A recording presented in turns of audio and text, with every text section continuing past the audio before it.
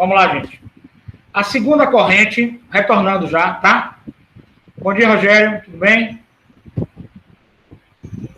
Vamos retornar todo mundo aí, a segunda corrente.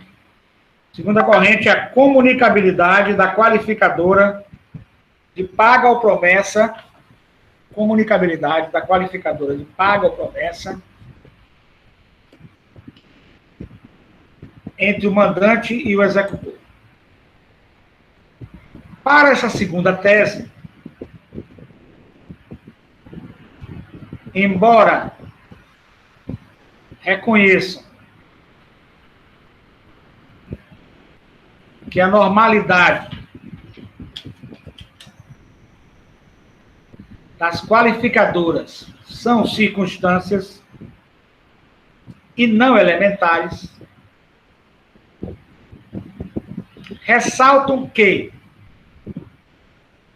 para a segunda corrente, comunicabilidade da qualificadora paga ou promessa entre executor e mandante, para essa segunda tese, que reconhece que normalmente qualificadoras são circunstâncias e não elementares, ressaltam que, excepcionalmente, no caso do homicídio mercenário,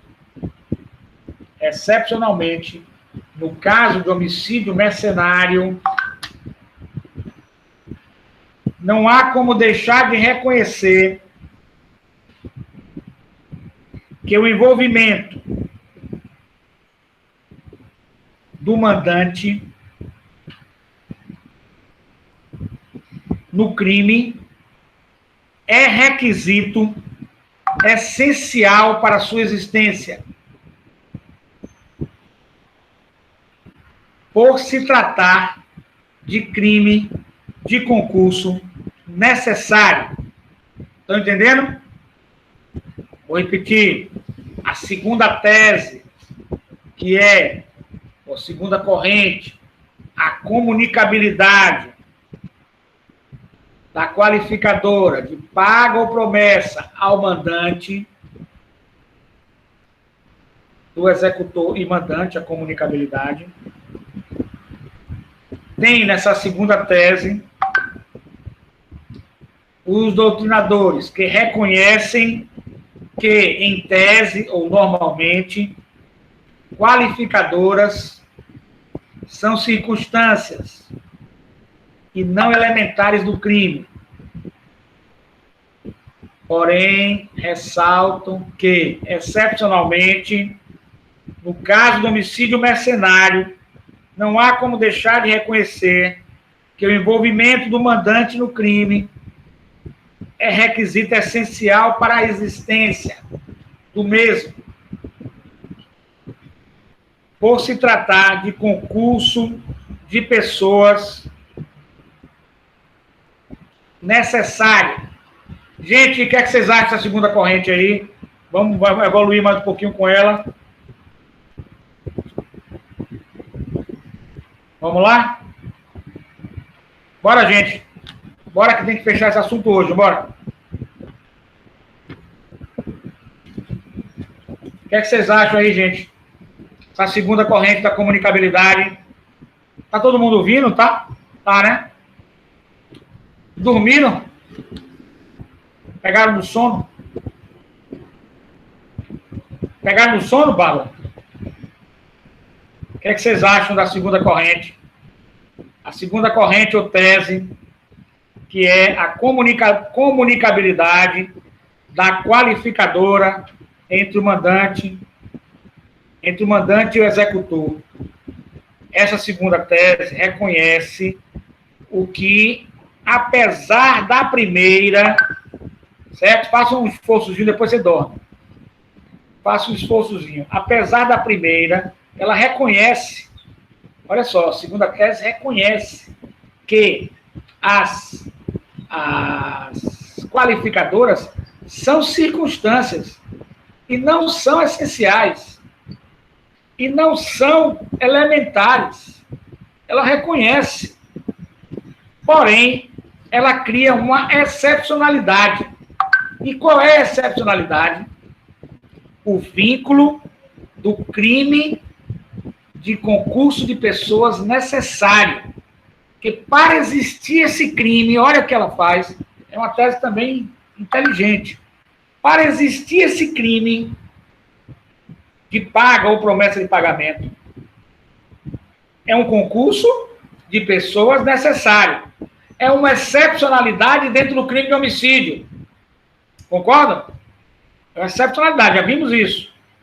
Então, seria uma excepcionalidade também na questão da comunicabilidade. Embora não seja um elementar do crime, que as únicas que se comunicam são as elementares, de acordo com o artigo 30 do Código Penal, né, gente?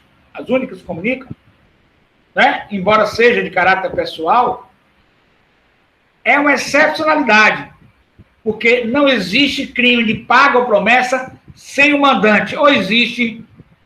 Vamos lá, gente. Existe crime de paga ou promessa sem o mandante? Existe? Não existe. Por não existir, estou aqui fazendo as vezes da defesa dessa segunda tese. Não significa que eu acredite ou não nela, tá? Estou apenas fazendo as vezes do advogado de defesa da tese. Muita gente fala de advogado diabo, eu não gosto desse termo, mas fazendo a defesa. Então, não existe o crime sem a participação do mandante. E o crime é de concurso de pessoas, né? Crime de concurso de pessoas. Por quê, gente? Crime de concurso de pessoas. Necessário. Então, se for necessária a presença do mandante. Então, por esse motivo, eles abrem uma excepcionalidade e fazem a comunicabilidade entre o mandante e o executor da qualificadora paga ou promessa. Por essa essencialidade do mandante, por ser crime de pessoa de concurso necessário, eles fazem essa comunicabilidade entre... As duas teses são muito inteligentes, muito perspicazes, né? Fazem essa corrente. Quem foi que falou não? Ele falou não, quer dizer, não está dormindo, né? Ou não está entendendo, não está dormindo. O senhor perguntou se era sim ou não, se tinha que ter participantes do... A gente respondeu não, professor. Perdão, entendi agora. Vamos lá, prosseguindo, gente. Então, prossegue aí. Na condição de requisito essencial, prossegue. Deve ser considerada elementar. Isso aí eu não concordo. Mas é o entendimento do professor Vitor Eduardo Rios Gonçalves. Na condição de requisito essencial, deve ser considerada elementar. Não é elementar do crime. A segunda tese, na sua primeira argumentação, eu concordo, né? Por se tratar de crime de concurso de pessoas necessário, por ele ter necessidade do mandante, pode surgir a excepcionalidade da comunicabilidade entre o mandante e o executor. Ferindo, não esqueçam, que estamos aí numa antinomia normativa homogênea. O que seria antinomia normativa, gente? Se você adotasse a segunda tese da comunicabilidade da qualificadora entre o mandante e o executor, o que seria a antinomia? O que seria, gente? Presença de normas conflitantes. Normas conflitantes. Ela está conflitando com o quê? Essa segunda tese da comunicabilidade. Ela está conflitando com o artigo 30. E eu posso dizer que essa antinomia, ela não é bem normativa. Ela é interpretativa normativa. Porque não está na norma conflitando. É a interpretação normativa que está conflitando. Deu para entender? Esse ponto? Estaria conflitando com o artigo 30. Pois porque, não sendo elementar, em não sendo elementar e sendo de caráter pessoal, é incomunicabilidade da qualificadora paga ou promessa entre mandante e executor. É incomunicabilidade. E simplesmente CEPNI. Ele vem com essa excepcionalidade, dizendo que é elemento do crime, então deveria ser tratado de forma diferenciada, então havendo a comunicabilidade. Diga, Helena. Não, eu ia pedir para o senhor repetir onde estava a antinomia, mas eu já entendi. Entendeu? A antinomia não normativa, interpretativa normativa. Tá? Prosseguindo. Deve ser aplicada, por essa tese, né, da comunicabilidade, que é a segunda, deve ser aplicada a qualificadora também ao mandante, cujo envolvimento do crime é premissa de sua existência. Esse argumento é forte. É premissa de sua existência. Concluindo, se excluído o envolvimento do mandante, o fato não pode ser caracterizado, se excluído o envolvimento do mandante, o fato não pode ser caracterizado como homicídio mercenário. Disso resulta o envolvimento no delito constitutivo dessa tal elementar. Essa elementar que ele criou, para mim, não faz muito sentido, mas ele criou, estou colocando. Do exposto, é uma espécie de qualificadora sui generis. Sui generis, S-U-I, espaço, generis, G-E, G de gato, N-E-R-S. O que é algo sui generis? É algo que é diferente. É algo que é uma espécie de misto, de híbrido, e que tem várias possibilidades de entendimento, de ação, né? Algo sui generis, algo que não obedece a uma definição pré-ordenada. Ele segue uma linha, mas ele pode, digamos assim, debandar, fugir daquela linha, ampliar. A OAB, por exemplo, é uma autarquia federal sui generis, porque não é uma autarquia federal como as outras. A autarquia federal, o Conselho Federal de Medicina, ele só faz fiscalizar, registrar os profissionais e, muitas das vezes, emitir protocolos ou recomendar na profissão médica. A OAB é sui generis, que é exame da ordem, tá? Cultura, é bom que vocês anotem. Sui generis por quê? Porque além dela registrar, além de registrar o advogado, além dela fiscalizar o exercício profissional, além dela normatizar preceitos disciplinares e éticos, ela também entra em questões constitucionais. Ela pode entrar em questão de inconstitucionalidade de uma lei ou constitucionalidade de uma lei. Ela entra em defesa das minorias, ela entra em defesa da Constituição, ela entra em defesa da mulher, tem a Condição da Mulher, ela entra em defesa do negro, da questão racial, ela entra em defesa da cidadania, ela entra em diversos segmentos que não estão totalmente ligados exclusivamente ao profissional de advocacia e ao exercício individualizado ou coletivo da advocacia, e sim pró-sociedade e pró-cidadania. Então, o alcance da OAB é muito grande. Muito grande. Vamos lá, prosseguindo. Então, ela é considerada autarquia federal sui generis. Pois, aí voltando aqui da OAB para o caso concreto aqui, da comunicabilidade da qualificadora entre mandante e executor. Pois sua existência tem como premissa o envolvimento de duas pessoas ou mais. E dessa forma, ambas devem ser aplicada a pena da qualificadora paga ou promessa. Essa tese, ela entra em conflito, por exemplo, No caso do pai que manda matar a filha, logo após, em seguida, o estupro da mesma. Isso seria um homicídio privilegiado. Então entra em conflito. Vai ser homicídio privilegiado ou vai ser pago promessa? Já que ele pagou para fazer isso. Entendeu? Quero que vocês façam um estudo sobre isso aí. Anota aí. Professor? Diga, minha querida. O senhor finalizou dizendo que ambas seriam o quê? Seriam aplicadas para pena paga, mas aí o autor não fala que teria que ser a pena maior? Ambas quer dizer, ambas Isso. Os autores, ambos os participantes do crime. O mandante e o executor devem ser aplicada a pena da qualificadora. Diga, qual é a pergunta? Por isso que o senhor falou que seria a paga, e o autor daqui, ele está falando que seria a pena maior.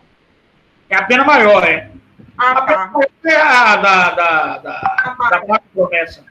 A pena maior é a paga promessa. Eu posso falar, a pena maior quando ele fala pena maior, ele está falando paga e promessa. Ele quer dizer paga e promessa, tá? É isso que ele quer dizer. Paga ou promessa. Eu não sigo totalmente aqui, não. Faça minhas colocações. Paga ou promessa. Então, gente, por aí a gente está vendo aí as duas situações. Agora eu faço uma pergunta a vocês, para pesquisa. Quem fizer essas pesquisas, sejam pesquisas grandes, sejam pequenas, qualquer das formas vocês estão aprendendo, estão desenvolvendo. E o objetivo da faculdade é o aprendizado. Esse é o objetivo maior. Você passou pela faculdade, não aprendeu nada, não interessou nada. Perdeu tempo. Se você aprendeu, você pegou uma base maravilhoso. Certo? Se você pode não ter entendido tudo, pode sair da faculdade, não ser um exímio jurista, não interessa. Mas você teve a formação, a base. Você sente que tem a base. É diferente. E quem tem a base, estuda para um cursinho mais fácil, resolve a petição mais fácil, tudo mais fácil. Quem não tem base, é como uma casa que vai ruir, né? Então, prosseguindo aí, a pergunta que eu faço a vocês é o seguinte, para ver que vocês entendem, né? Que a gente tem que formar também mentes pensantes. Vocês pensarem por vocês. Por seus estudos e pesquisas. A pergunta que eu faço é a seguinte. No caso, anote aí, no caso do pai que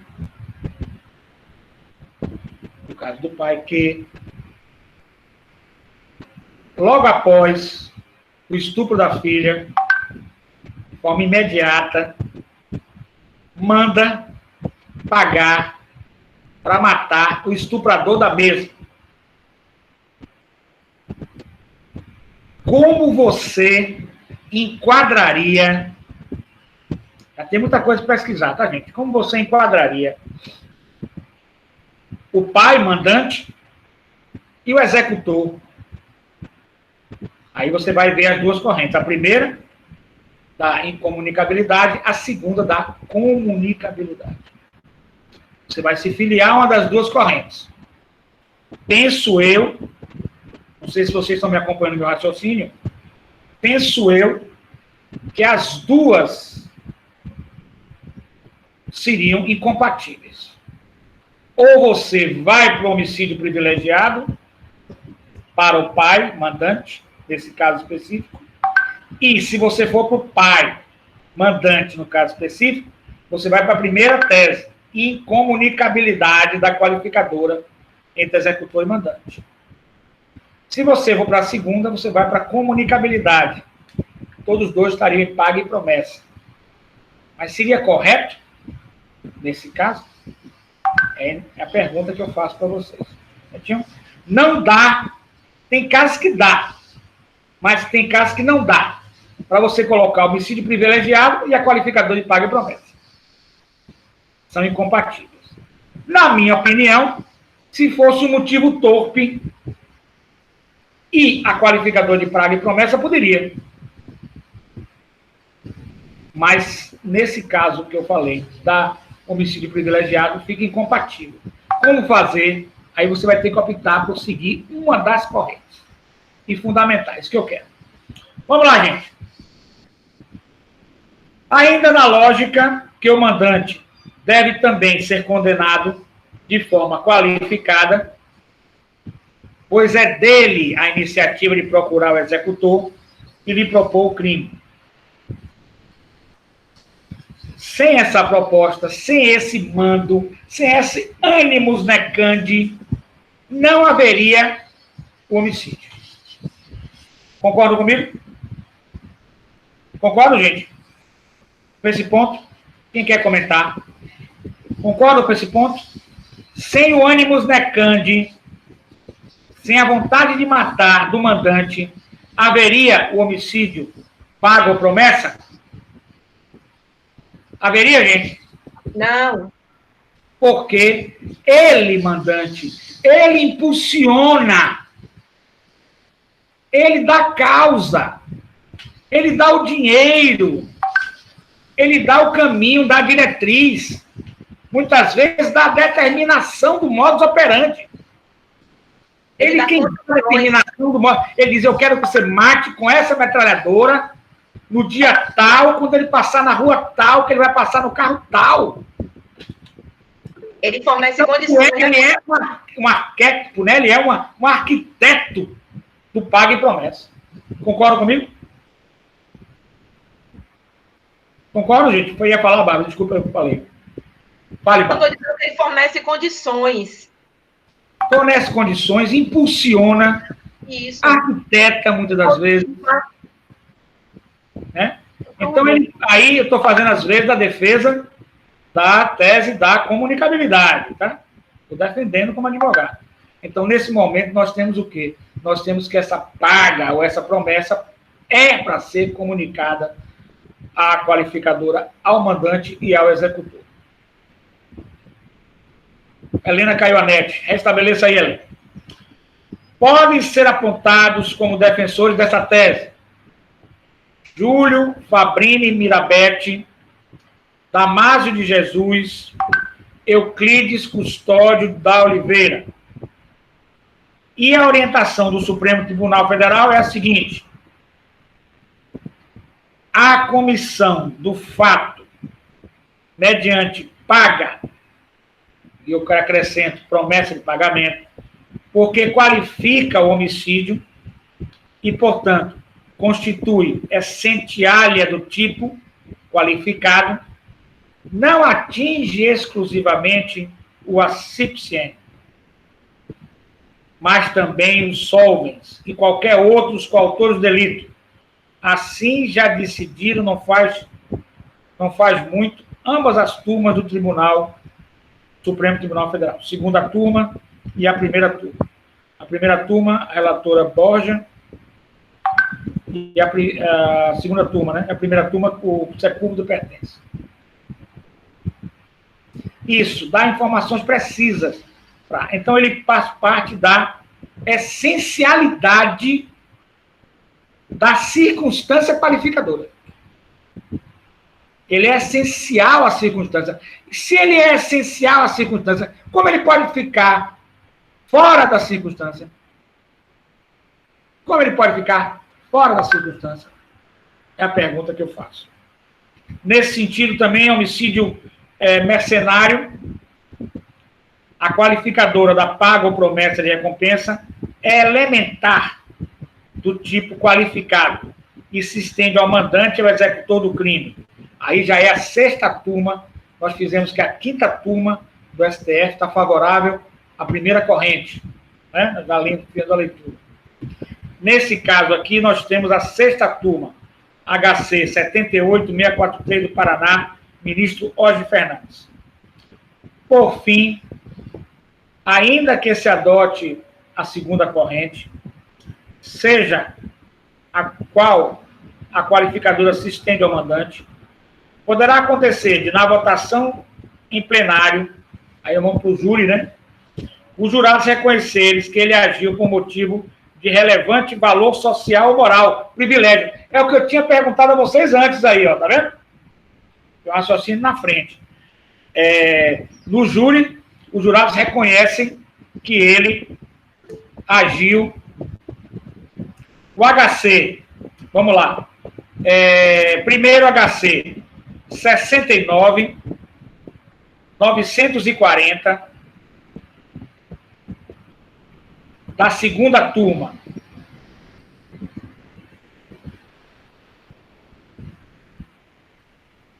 Depois do HC 71.582 da primeira turma. Esses são do STF, Supremo Tribunal Federal. Do STJ é o HC 78.643 do Paraná, da sexta turma do STJ. Notem que vocês estão a quinta turma do STJ na primeira tese, a sexta turma do STJ na segunda tese. Notaram aí a diferença? Há uma divisão lá com referência a isso. Então, olha lá, voltando aqui. Uma votação que é realizada no júri, os jurados reconhecem que o mandante, no caso, agiu por motivo de relevante valor social ou moral, privilegiado. É a pergunta que eu tinha feito anteriormente a vocês, para vocês pesquisarem. Está sendo vinda aqui agora à tona. E caso isso aconteça, o juiz automaticamente se verá obrigado a excluir dos quesitos seguintes a qualificadora da paga em relação ao mandante. Pois, conforme nós já vimos, o reconhecimento privilegiado inviabiliza, é contrário, o homicídio privilegiado é contrário às qualificadoras de caráter subjetivo. Assim, pode acontecer de os jurados condenarem o executor na forma qualificada e o mandante na forma privilegiada. O pai que contratou alguém para matar ou estuprar sua filha, por exemplo. Deu para entender, gente? Essa é a questão polêmica que eu coloquei já antes para vocês aí, está antes aí como pergunta para vocês pesquisarem. O resultado disso, finalizando, é que, para essa orientação, o delito é a priori qualificado para ambos os envolvidos, por essa tese segunda, que é a tese da comunicabilidade. Por isso, se o vice-prefeito contrata alguém para matar o prefeito, para ficar com seu cargo, ambos devem ser condenados pela qualificadora da paga. Excepcionalmente, porém, os jurados podem reconhecer o privilégio para o mandante, ficando afastado para ele a qualificadora paga ou promessa. Gente, esse assunto é importantíssimo. Vira e mexe, cai no exame da ordem, cai no Enem, e eu fiz questão de vocês terem essa matéria bem esmiuçada. Ficou alguma dúvida até aqui? Quer que eu repita alguma coisa? Eu vou entrar em motivo torpe já para a gente finalizar aqui. Eu quero ver se eu fecho motivo torpe e motivo fútil. Pelo menos hoje, tá? Rapidinho. Dá para fazer? Gente, vamos lá? Ficou dúvida, gente, aí?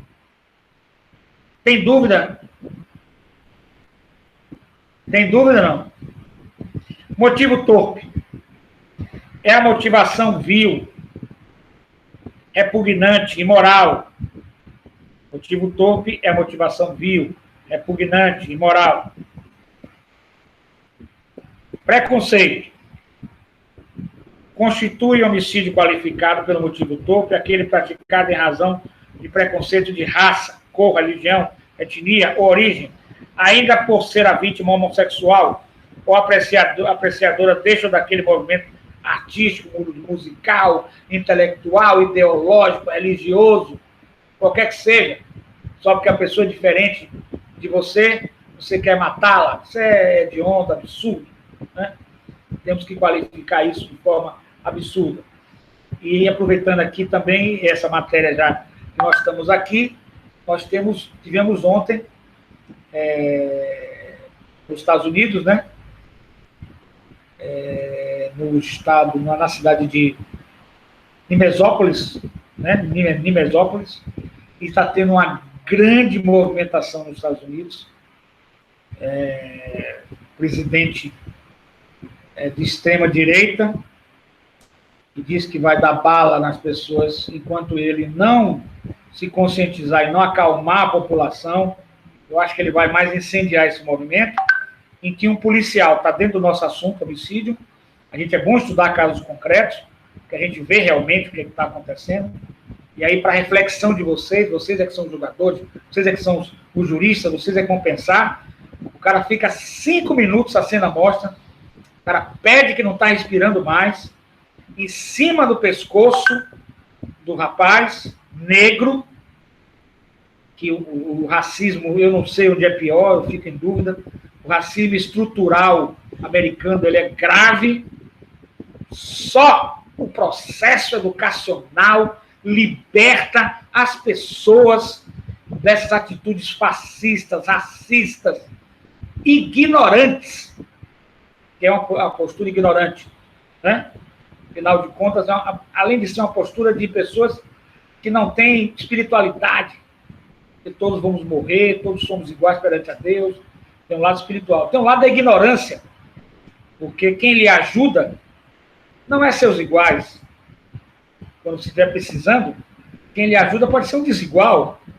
Só ser humano ajuda. Então pode ser um negro que te ajude, não é? Pode ser um negro que te dê um socorro e salve sua vida. Então nós não podemos admitir que pessoas sejam desqualificadas, preconceito pela sua cor, pela sua raça, pela sua ideologia, pelo seu credo. Isso é um absurdo. Isso é uma violência absurda. Então ele ficou com o rapaz no joelho, o rapaz pediu e ele foi inaceitável. Está preso já. Estão presos. E o povo está queimando tudo. E o pior, ou melhor, eles não estão só, estou observando, não existem só negros no movimento, hein? Brancos estão no movimento também. Notem que não é um movimento de um segmento, é um movimento de ideal de uma sociedade não preconceituosa. O repórter da CNN, negro, fazendo a reportagem, foi algemado e preso, ficou 1 hora detido em Minneapolis, né? E outro repórter branco fazendo do outro lado da matéria, da praça, invadiu a mesma coisa e não foi preso. Então, notem por aí como o racismo estrutural nos Estados Unidos é muito forte. Institucional. Então, essa morte, como se qualificaria, né? Acredito aí, né? Pode ser enquadrada no motivo torpe. Motivo torpe. A ação, todavia, visa ao extermínio total, parcial de integrantes de determinada raça, grupo nacional, étnico, religioso. Deve ser reconhecido também o crime de genocídio, não é o caso. Supremo Tribunal Federal, ao julgar recurso extraordinário 351, quem quiser pesquisar, horrível, horrível a situação, o mundo moderno não pode mais se guiar por isso, e aí a gente tem que fazer uma crítica, eu tenho que fazer uma crítica que não existe o direito não existe, o direito é uma ciência, o direito não é ciência, o direito é microsistema da ciência política. Então, quando a gente fala em política, não política partidária, mas política sociológica, filosófica, a gente está falando de direito também. Então, o direito não é uma ciência, é microsistema da ciência política. Então, por exemplo, esses pensamentos, a gente não pode desrespeitar nenhuma ideologia, nenhum credo, nada. Então, pode pensar que é uma pessoa de extrema-direita ou de extrema-esquerda, a gente não pode deixar que a pessoa recriminar, ter preconceito, ter liberdade de expressão. Mas alguns atos da extrema-direita que possam chegar ao fascismo, né, ao fascismo, contra a ciência, a gente tem que se manifestar. E aí fica aí para vocês analisarem a atitude do chefe de Estado americano, que ao invés de acalmar a situação, piorou. Sinceramente, estou sentindo saudades de Obama. É um outro governante, né? Tomara mesmo que John Biden ganhe nos Estados Unidos, porque acredito que nos Estados Unidos os democratas sejam melhores, mais equilibrados, mais moderados, mais humanistas, né? No sentido de não deixam de defender os Estados Unidos, o capitalismo, o neoliberalismo, mas a extrema-direita, sim, a gente tem que ter certos cuidados, não é que a gente vá tolir a ideologia, né? Nem tolir a pessoa, não pode, tem direito a ter sua ideologia, mas até que ponto essa extrema-direita pode cometer crimes, né? Então a gente não pode.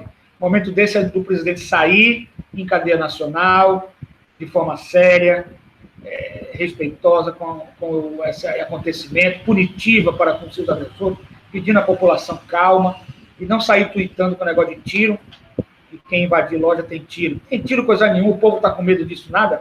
O povo todo está reunido nos Estados Unidos, não é só negros, não, brancos, jovens, que não aceitam isso. Então, esse motivo, eu fiz tudo isso para chegar ao motivo torpe. Ele será julgado nos Estados Unidos. O Supremo Tribunal Federal julgar o recurso extraordinário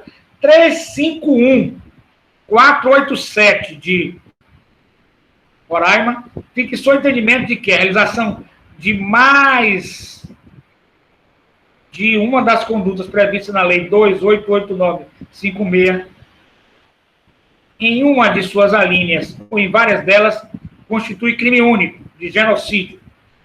E aí eu vou explicar. No julgamento em questão, garimpeiros que mataram 12 índios da tribo Yanomami foram considerados por crime único de genocídio. De acordo com a Corte Suprema, o bem jurídico tutelado no crime de genocídio, mesmo na hipótese de morte, não é a vida, e sim a existência de um grupo nacional, étnico, racial ou religioso. Né? Agora, genocídio, nós teremos que ter mais de uma pessoa. Então, no caso concreto aí, não vai funcionar. Melhor o motivo torpe. O bem jurídico tutelado no crime de genocídio, mesmo na hipótese de morte, não é a vida, e sim a existência de um grupo nacional, étnico, racial ou religioso. As lesões à vida, à integridade física, à liberdade de locomoção, ainda de acordo com aquele julgado. São meios de ataque ao bem jurídico tutelado, que nos diversos tipos de ação genocida não se confundem com os bens primários também lesados por essas ações instrumentais, não sendo assim absorvidos por aquele. Em suma, o Supremo Tribunal Federal decidiu corretamente a punição por 12 crimes de homicídio, além de um crime de genocídio, em face da conexão e julgamento que tais casos devem se dar perante o Tribunal do Júri. Então, diante disso, mais uma interrogação para vocês aí, anota aí. No caso do genocídio dos 12 índios da tribo Yanomami, olha aí, no caso do genocídio dos 12 índios da tribo Yanomami, o Supremo entendeu que seriam 12 crimes de homicídio e mais um de genocídio. Certo? Aí eu passo a pergunta a vocês. Nos 12 de homicídio, deve-se utilizar a qualificadora de motivo torpe? Interrogação para vocês desenvolverem. Certinho? Vamos passar aqui agora para o crime de motivo fútil. Nós estamos encerrando aí com esse crime de motivo fútil. É um motivo pequeno, insignificante, ou seja, deve ser reconhecido quando houver total falta de proporção entre o ato homicídio e sua causa. Aí, por exemplo, você passa na rua e faz assim no carro, para outro carro, um gesto qualquer, bobo, ele aí vem e dá 3 tiros em você. Motivo inteiramente fútil, desproporcional.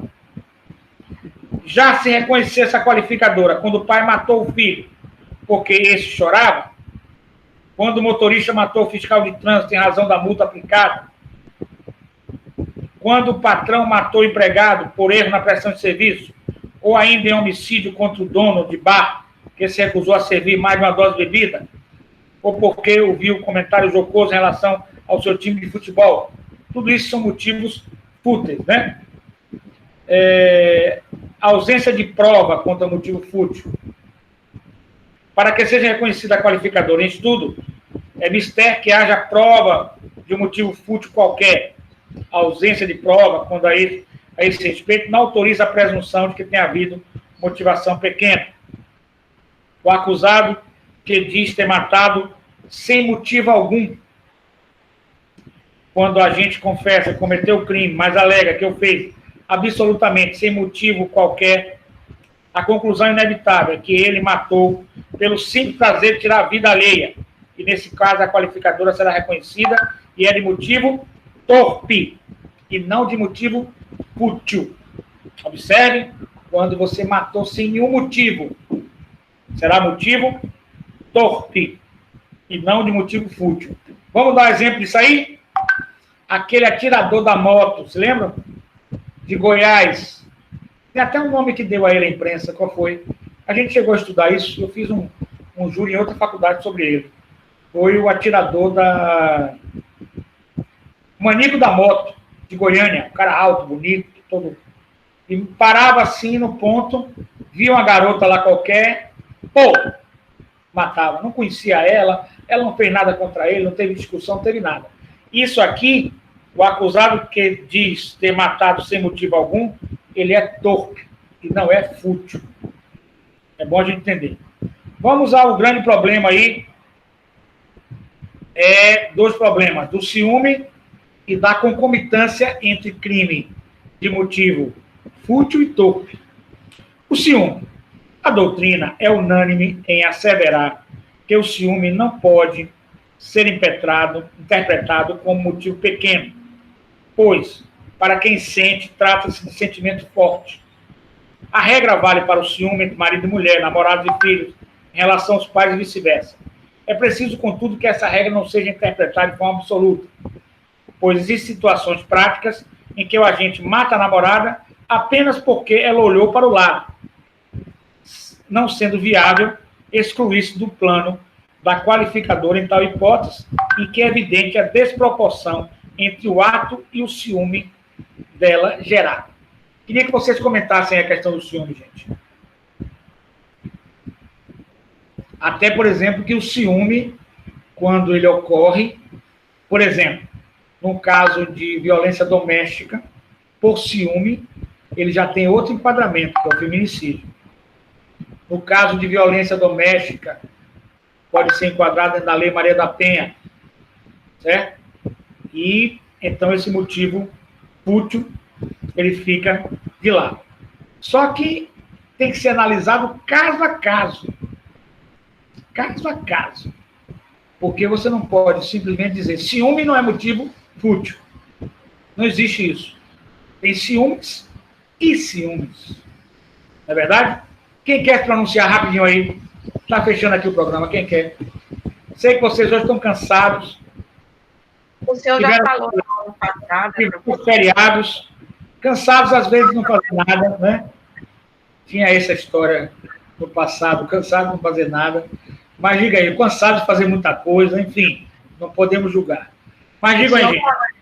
O senhor já tinha citado na aula passada até do ciúme, porque a gente a questão do ciúme doentio, né, da patologia. Então, assim, é o que é mais para a gente pesquisar sobre a patologia. Como o senhor disse que cada caso é um caso... Cada caso é um caso. Isso, que ele não é um motivo torpe, mas que ele tem a questão da patologia, né? Ele pode ser considerado patológico, e aí você tem outros enquadramentos. No caso, o ciúme hoje em dia mais forte é o ciúme de namorado, marido e mulher, né? De companheiros, né? É o mais forte. Como o de companheiros é o mais forte, e como já tem um feminicídio e a Lei Maria da Penha, eu acho que esse motivo fútil, né, ele vai ficar assim para mais uma qualificadora que possa ser incluída. Por exemplo, esse exemplo que ele dá aqui, o Vitor Eduardo de Gonçalves, ele dá o seguinte: a namorada olhou para o lado. Simples fato dela olhar para o lado, do nada, não tinha briga nenhuma, não tinha antecedente de briga, não tinha nada. Estavam felizes da vida, alegres. Mas ela passou e olhou para o cara do lado. Ele sacou um revólver, instantaneamente deu um tiro. Você pode talvez enquadrar em motivo fútil, entendeu? Aí eu entendi.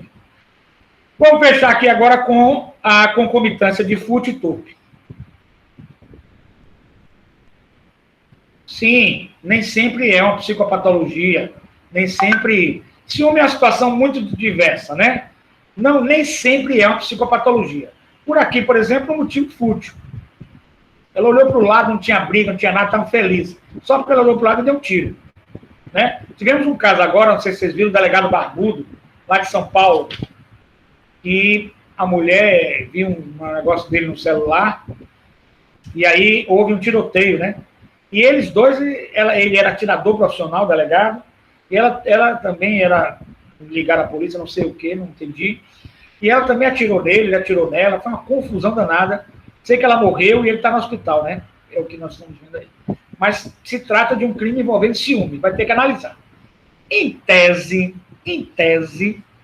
porque no direito nada é absoluto no direito, mas em tese, o ciúme exacerbado, não o ciúme normal, para o ciúme exacerbado, ele pode estar em mais de 90% enquadrado em psicopatologia.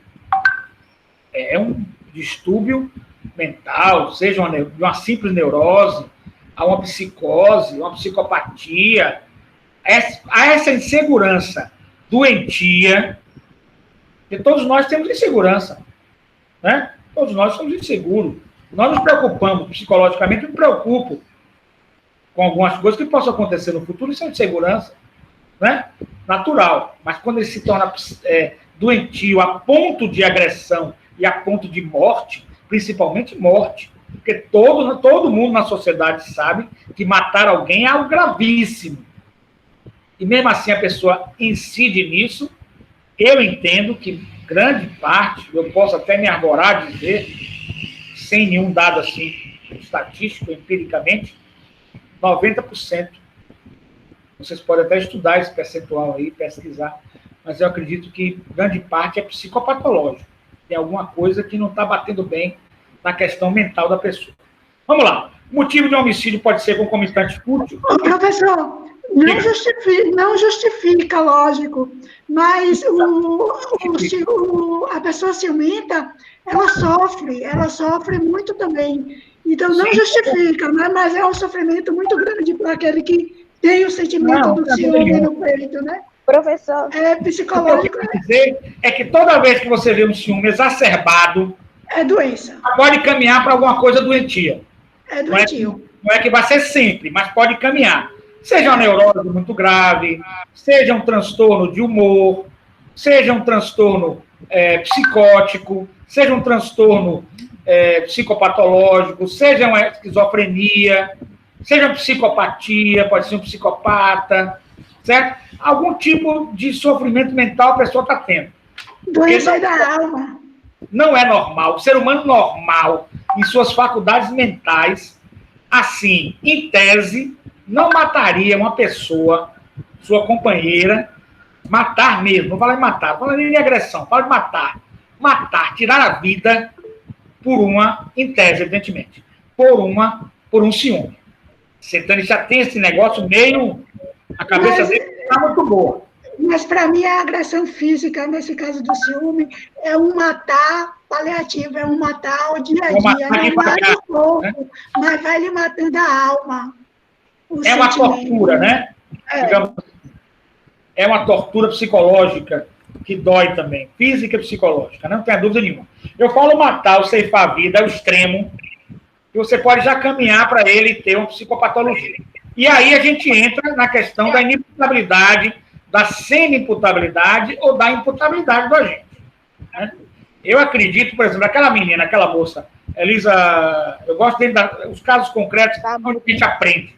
Elisa, uma japonês que ela matou, Samúdio, Elisa Samúdio não, Matsunaga, a Samúdio foi quem morreu, cara. A Matsunaga foi aquela do japonês, técnica em enfermagem, e ela cortou o corpo dele todo, matou o japonês, coisa e tal, me parece algo psicopatológico. Ela não é bem da cabeça, então não deveria estar na cadeia cumprindo pena como imputável. A gente tem que dar a justiça. Ela poderia estar como inimputável no manicômio, porque ela não é uma pessoa normal, na minha opinião, não pode ser normal.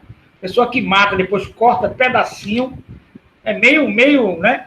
E aí nós temos, se você não der aí psicologia, próximo semestre eu quero ver se faço alguma extensão da psicologia jurídica, o estado, se vocês quiserem pesquisar, porque isso no penal é importante, é o estado crepuscular, quem quiser pesquisar, é um estado crepuscular.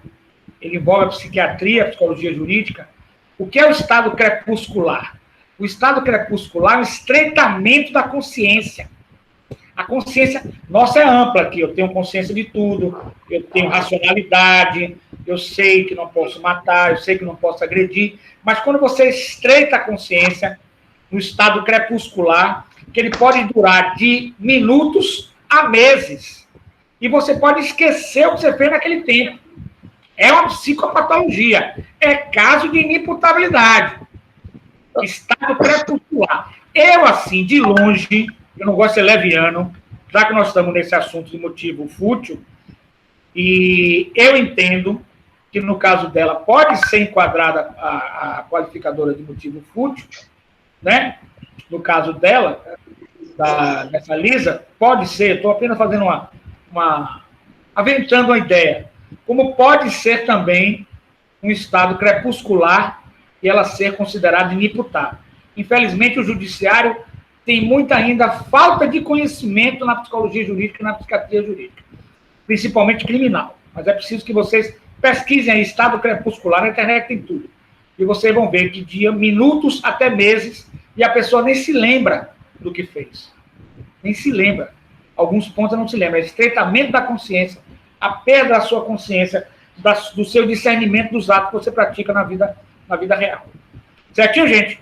Vamos lá. E aí, nesse caso, se comprovado o estado crepuscular, ela vai ser considerada inimputável e ela não estaria mais na cadeia, estaria no HCT, História de Custódia e Tratamento Psiquiátrico, conforme manda a lei. A gente, como jurista, tem que partir para cima da lei. Vamos lá, prosseguindo. O motivo de um homicídio pode ser concomitante fútil ou torpe. O professor Vitor Eduardo Rios Gonçalves diz que não.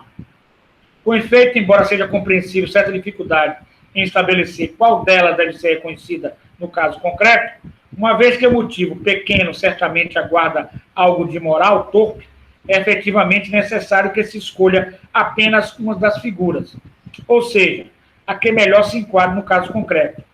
Como o motivo fútil é especial em relação ao motivo torpe, o critério a ser obedecido é muito simples. Se a característica marcante quanto à motivação for a desproporção entre crime e a causa, é a futilidade que deve ser reconhecida. Se, entretanto, não se mostra presente tal característica, aplica-se o motivo torpe. Então, se você tiver desproporcionalidade entre causa e crime, você deve reconhecer a futilidade. Se, entretanto, se mostrar presente tal característica, uma ligação entre crime e causa, aplica-se o motivo torpe. Por isso, quando a pessoa mata por preconceito racial ou para cometer canibalismo, não há pequenez, mas completa imoralidade na motivação, que deve ser enquadrada como torpe. Certinho? Eu gostaria de dizer a vocês que na praxis forense, essas teses são boas, que vocês podem atuar como defesa, como defensores ou como promotores, utilizar apenas uma qualificadora. Porém, na prática, você já deve ter visto o Ministério Público colocar duas qualificadoras, motivo torpe e motivo fútil, e jogar e acabou. Entendeu? E muitas vezes os jurados vão e acatam no júri porque consideram real. Certinho, gente? Eu gostaria de passar um questionáriozinho rápido para vocês. Vamos lá, rapidinho. Primeira questão. Eu quero, antes de terminar, falar um negócio com vocês importante, coisa rapidinha aí. Coisa boa. Primeira questão. Explique. Um momento, professor. Explique. E aonde está, Bárbara, quando eu me lembro de você, eu me lembro disso. E onde está a liturgia? Hein, Bárbara? E onde está a liturgia? Hein? Essa vida, nós temos que ter liturgia, que ela pode ser visitada e depois passar nas redes de televisão. Onde está a liturgia? Hein, Bárbara? Quando eu lembro de você, eu não sei por que eu lembro dessa frase da liturgia. Eu queria saber também. É muito cara, é muito prestigiosa para mim, tenho muito carinho por você, deve ser isso. Como tenho por todos vocês aí. Vamos lá, primeira questão. A fita pode ser requisitada, né, George? Onde está a liturgia? Né? As palavras bonitas. Ou preferem os palavrões? Vamos lá, né? Esse Brasil é uma brincadeira. Primeira questão. Explique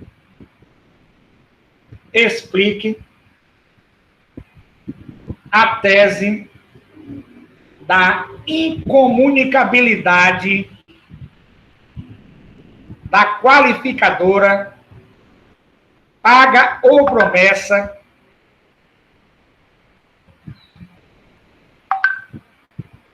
paga ou promessa entre mandante e executor.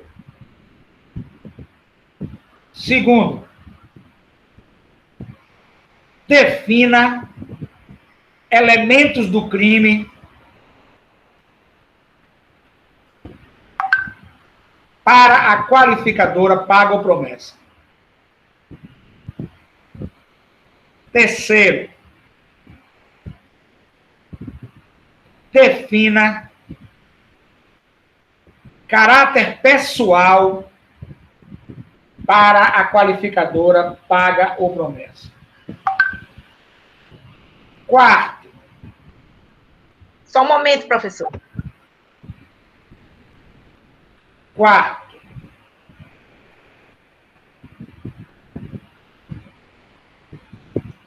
Tá rápido? Estou mais devagar. Eu sou assim, às vezes sou rápido, às vezes sou devagar. Tem oscilações, né?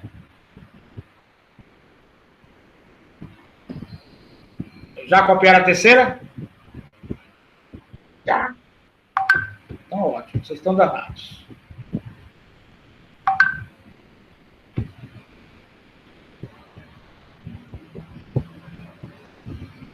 Agora eu estou na quarta, né? Não é isso?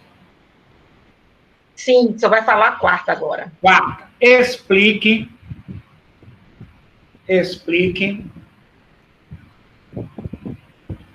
a segunda tese da comunicabilidade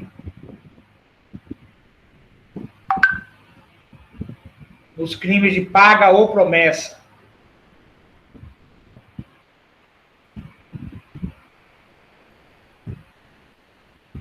Quinta.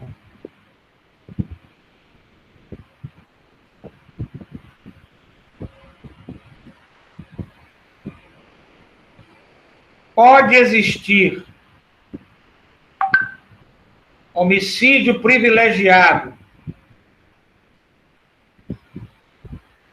para o mandante com concomitância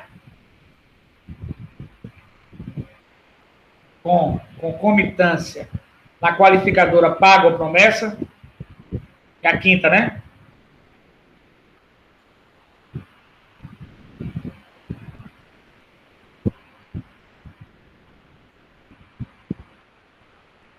A sexta.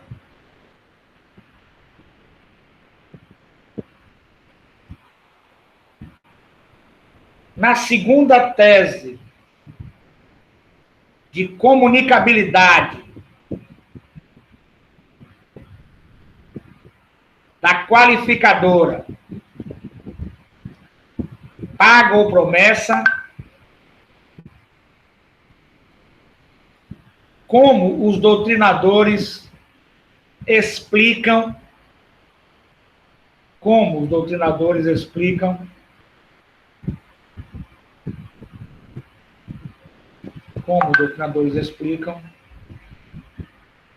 as elementares e as circunstâncias.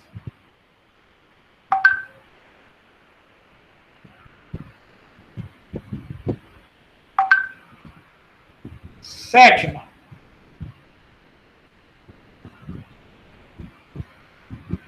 Nos homicídios praticados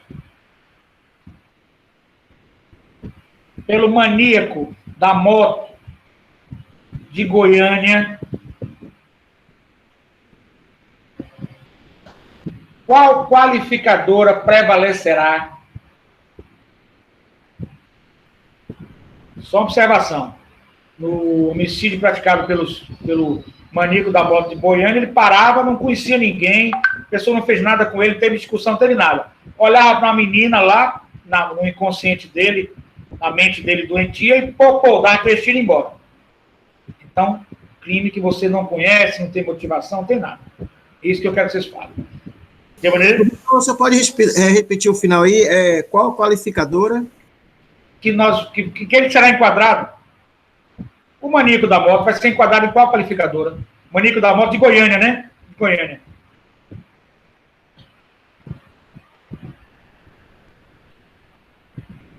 Tem um caso semelhante também, agora, há pouco tempo em Brasília, né?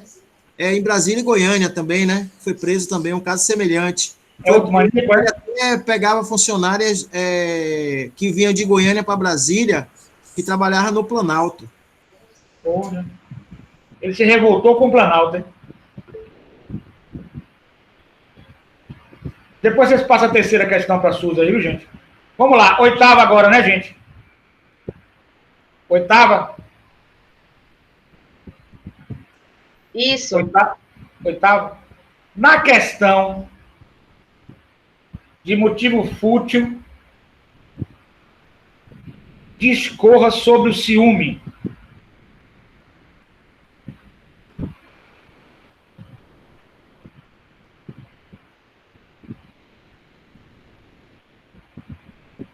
E a 10ª e última, qual seu... A nona. A nona. Qual o seu entendimento por motivo torpe? E pode haver concomitância com a qualificadora paga ou promessa? Motivo torpe, concomitância com a qualificadora paga ou promessa. 10ª.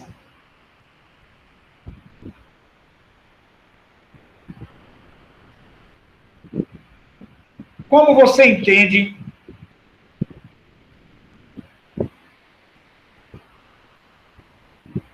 a concomitância dos motivos torpe e fútil? Como você entende a concomitância do motivo torpe e fútil? Gente, faça um questionário, que vocês assistiram a aula, vocês entenderam. Fazendo o questionário, desenvolvendo seus entendimentos, fazendo as leituras. Vocês têm a cópia do livro aí, tem outros livros que vocês podem pesquisar, vocês vão ter um grande entendimento. Gente, queria falar duas coisas com vocês. Uma direcionada... Cadê Vladimir? Não veio hoje, não? Vladimir? Vladimir veio hoje, não? Mas Ricardo está aí, né, Ricardo? Ricardo está aí? Estou, professor. Então, olha só, eu vou mandar para vocês aí no grupo. Nós temos um grupo de professores, mestres, doutores, que receberam gratuitamente de uma Universidade do Sul uma pós-graduação, mas tem que ser professor, mestre ou doutor. Recebemos gratuitamente, só pagamos R$55, praticamente gratuito. Uma pós-graduação acelerada, né? Porque já somos mestres doutores. Pós-graduação lato sensu, tipo especialista, na questão de microbiologia e que envolve também a farmácia para a questão do coronavírus, porque é importante o educador social. O objetivo da universidade é formar os educadores sociais para a microbiologia, caso do coronavírus, e para os farmacos, né? Então, eu estou fazendo isso aí, estou gostando muito, e porque o jurista tem que ser uma pessoa que estude tudo, ele tem que ser um cabedal de conhecimento, senão não é jurista. Então, eu gostaria depois de conversar com você, até a propósito da semana passada, no sentido de que a gente possa fazer uma live aí junto com as entidades que você faz. Inclusive, tem uma também que eu fiz sobre hidroxicloroquina, arguindo alguns professores meus também, alguns artigos, eu fiz menção sobre hidroxicloroquina e a cloroquina, sem partidos políticos, sem ideologias, mas é um assunto muito importante que envolve também o direito, as responsabilidades do médico no direito penal, sobre a prescrição dessa medicação, a questão da saúde pública, que envolve também o direito penal, o direito médico de saúde pública, e eu vou passar para vocês aí, para depois a gente analisar e conversar. Tá certo, Ricardo? Pô, professor, estou à sua disposição. Achei ótima essa ideia do senhor, viu? Como sempre, essa semana que eu fiz umas correções aí muito fortes de prova, mas eu espero terminar isso rapidinho até segunda ou terça e já ficar livre para quarta-feira a gente falar. Agora, outro assunto que eu quero pedir a vocês, é um apelo. Vocês estão bem na nota, eu acho que o objetivo aqui não é nota, mas para a segunda unidade são trabalhos. Esses trabalhos todos que eu estou passando, questionário, pesquisa, eu não vou fazer uma cobrança muito absurda, eu quero que vocês façam por amor, porque vocês gostam, não por questão de nota, né? Apresentar um trabalho bonito, vocês possam guardar, isso é tão maravilhoso. Mas a gente passa pela faculdade, tem que fazer com amor. depois a gente sente saudade da faculdade. É cansativo, é chato, é tudo. Eu gostaria, eu sei que nós estamos na pandemia, eu preciso do apoio de vocês. Eu gostaria de fazer, mesmo que fosse resumido, vocês estão num pique bom, né? Falei com o doutor Aníbal, e ele disse que faz virtualmente, ele entra e faz virtualmente como juiz, a gente tentar fazer esse júri, botar a nota de vocês lá em cima com esse júri, me ajude aí, para ficar bonito, tem que ter uma passagem que está gravada ali. Eu estava vendo agora o júri das minhas turmas de 5 anos atrás. Um aluno pegou o vídeo que está no YouTube, botou no site dele, que é o jornal legal que ele criou lá, está se formando, e a satisfação que ele mostra aos colegas, a satisfação que ele mostra aos familiares. Então, é um momento de prazer a faculdade. Então, se vocês me apoiassem, eu não gostaria de fazer uma exigência, gostaria de ser democrático, no sentido da gente fechar com chave de ouro, uma meia horazinha, coisa bem simples. As datas para entregar tudo, eu vou ver na próxima aula e passo para vocês. Mas é na segunda unidade. Eu vou flexibilizar bastante as datas, certo? Vou flexibilizar mais ainda se vocês fizerem uma meia horazinha, um sacrifício, mesmo que seja, a gente extrapola um pouquinho no sábado, uma meia hora, 40 minutos desse júri do caso de... Para vocês não ficarem... Já estava a ideia de fazer, e o sistema virtual, ele continuou totalmente igual, praticamente mudança nenhuma, está tendo um debate aqui normal, entendeu? Fazer o júri do caso, qual foi o caso que eu passei? Ângela Diniz, tão bacana isso aí. Vamos ver se a gente faz esse júri rápido, o mais simplificado. Se você ia falar 30 minutos, fala 10, fala, né, o máximo 10 minutos. O caso de Ângela Diniz e Doca Street. Está na internet, Ângela Diniz e Doca Street. Vamos ver se a gente faz, a gente organiza no próximo. Eu vou ficar muito feliz com vocês se fizermos. Vai ficar filmado, fica registrado. E só tenho a agradecer vocês, usando todos esses conceitos que nós estamos utilizando, né? Motivo fútil, motivo torpe, olha aí para utilizar. É bem bacana mesmo a gente fazer esse júri do caso de Doca Street e Ângela Diniz. Fazer a sessão.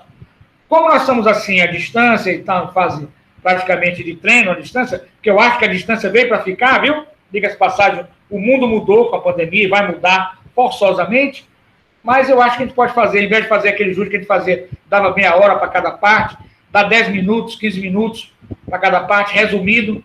Se vocês toparem, eu vou colocar no Zap e a gente vai fazer então, e eu garanto a vocês flexibilidade na entrega dos trabalhos, anota, olhar com todo o carinho do mundo, e você desmistificou muito a AD. Hoje é o futuro. E eu chamo o doutor Aníbal, vou marcar a data, e vamos fazer? Vamos decidir aqui em plenário agora? Quem não se opõe, fique calado. Pronto. Durante o último segundo. Quem não se opõe, fique calado. Bom, ninguém se opôs, por unanimidade está aprovado o nosso júri do caso Doca Street, Ângela Diniz, resumido, coisa de meia hora, 35 minutos. Doutor Aníbal vai entrar para ser o juiz, vou falar com ele, e vocês fazem, e a gente vai divulgar na faculdade para quem quiser assistir, vai ser bacana, vai ficar filmado, e com certeza vocês vão brilhar aí. Se preparem. Ângela Diniz e Doca Street. Para a semana eu divulgue no grupo isso aí, e não, tem gente que cria resistência, não vamos criar. Essa turma aqui é ótima, porque eu olho com bons olhos, a turma é maravilhosa, não há resistência aqui, certo? Todo mundo se anima a fazer e faz, vamos fazer. E vamos fazer porque para fechar com chave de ouro isso aí. Para a semana eu vou passar também os trabalhos da segunda unidade, tem mais trabalhos. Infelizmente eu peço a vocês paciência, estamos chegando ao final, e vai ter trabalho e mais trabalho para fazer mesmo, para a gente fechar tudo direitinho. Tem as questões, outras questões que a gente tem que dar para vocês, e vamos correr para a gente terminar tudo direitinho, se Deus quiser, fechar com chave de ouro. Tá bom, gente? Muito obrigado pela atenção de vocês, vão bolando aí o júri, façam com amor, vai ficar bonito. Coisa resumida, 30 minutos. George, ajuda aí, todo mundo ajuda aí. Coisa de 30 minutos, resumido, que nós estamos numa situação atípica, que é a pandemia, estamos aprendendo no sistema online, então eu não quero fazer uma coisa grande, nem sobrecarregar, nem nada. Mas uma coisa bem resumida, bem objetiva, 10 minutos, se vocês quiserem, vocês é que dizem o tempo de cada um para falar, 10 para um, 10 para outro, sem réplica, sem tréplica, se vocês quiserem, não quiserem para adiantar o caso, e o juiz já dá a sentença e acabou, mas nós fizemos alguma coisa do caso Doca Street e Ângela Diniz. Diga, meu querido. Diga, meu querido, quem queria falar? Não, professor, deixe. Não, deixe. Vamos fazer, bora fazer. Viu? Tá bom? Então, até para a semana, se Deus quiser. Jesus abençoe vocês. Tchau, tchau. Bom feriado, bons estudos aí, viu, gente? Beijo no coração, tamo juntos. Um abração.